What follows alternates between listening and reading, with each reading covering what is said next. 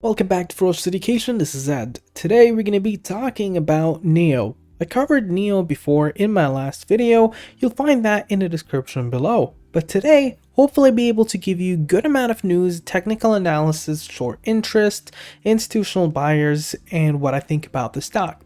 So without further ado, let's jump right into this one. So NIO.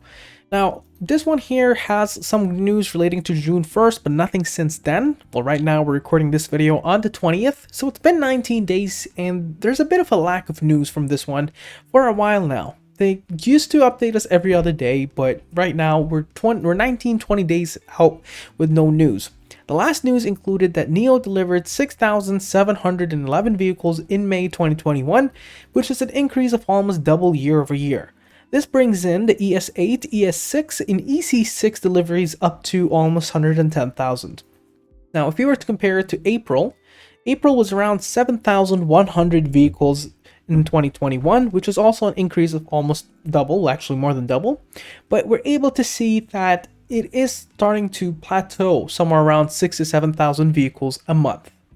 Now, in terms of institutional buyers, institutions seem to continuously be bullish onto this one and continuous adding. Continuous adding is seen here. Now, back on the 10th, you did have Aspen Investments Management liquidating their entire position. Lehman Differo liquidated their entire position and closed their put. The reason why they usually have puts in that sense to hedge their own positions in case it drops. And you also see Vanguard that added into their position, into their international portfolio in a massive amount. The current amount or current percentage is not given, but the current value of this one is around $102 million into NIO. That's massive from Vanguard. Now, in terms of the forecasts and institutional buyers in that sense, so institutional buyers look somewhat bullish in general, including as well Vanguard and whatnot. But in terms of analysts, you have 18 analysis offered in the last 12 months and also the 12 months forecasts. This one here is showing on the low at 1989, which is around 58% downside from where it is right now. The medium analysts PT or price targets are sitting at 58.31, which is a 24% upside from what we're seeing right now. And the highest analysts are around 91.37, which is almost double from where we're at right now, to be specific, 94.5%. This one has 14 buy recommendations, 0 outperform, 3 hold, 0 underperform, and 1 sell. Now, in terms of the latest upgrade, that was back on June 1st by Citigroup that went from neutral to buy, and they put a price target at 58.30, which is still an upside from where we're at right now.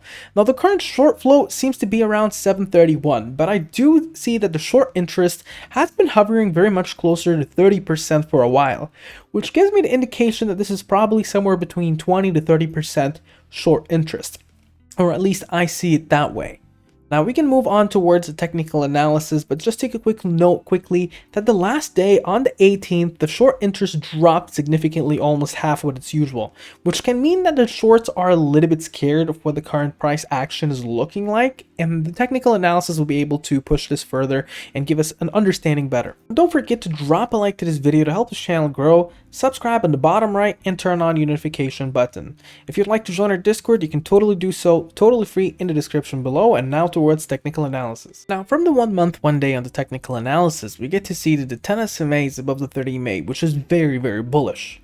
Now, the 10 SMA and the 30 EMA enclosed has a trading action zone, where most positive reversals occur, which is below the price point action. That's between 44.94 and 41.51. So in English, if it does drop between there, it has a high chance of a positive reversal. The 50 SMA is actually climbing a bit faster than the 200 SMA, which can indicate something called a golden cross. That is a very bullish thing. Now, the MACD is still positive. It's not really showing either direction push. And in terms of the billion percent R, it's somewhere closer to between neutral and overbought. And the momentum is very bullish. Now, the 80X is at 30.72, which is basically the start of a strong trend that can easily go a lot stronger. So that is definitely another bullish thing. In terms of stochastic fast and stochastic slow, both are telling you to be careful from a pullback because it's currently been going on for a bullish move that is very strong. So just keep an eye in the future about this push. Now, the Bollinger Bands, which is a movement volume indicator, You can see that this one is expected to trade 49.45 in the top and 34.26 in the bottom, but per day this Bollinger Band is actually moving upwards, which is a bullish thing. Now on the Fibonacci retracements, you're seeing a significant support at the 41.83, 34.07, 26.31, and 16.71. Resistances are 52.88 and 66.99. And if we were to use just price line action, you're seeing a very strong support currently at the 46.26. Below there, you're looking into the 43.99, followed by the 43.50, followed by 41.73, followed by 39.26, going down to 37.39, and down to 35.22, 33.06, going down to 31.38, 29.61, 25.67, 22.42, 20.64, 17.79, 15.62, going down to 12.66 and 10.89.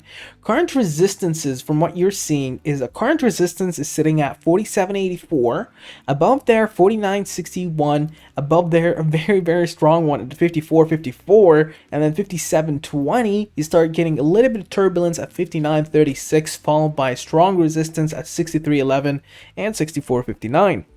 Comes to the question to Ed. What do you think about this one?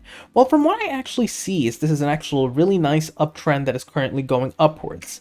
And as long as this trend continues on, you can easily trade it between up and down. My current concern is if it drops below this trend, then you might consider selling for the short term. Although this kind of stock or this kind of company, I've been bullish on it from way ago.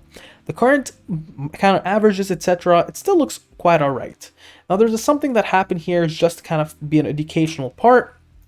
There's this kind of box plot that kind of almost broke down at the bottom and then just springed upwards, which is a bit unusual, but that gives me one indication that there's a lot of interest on it from retail and people want to buy it at quote-unquote a bit cheaper price.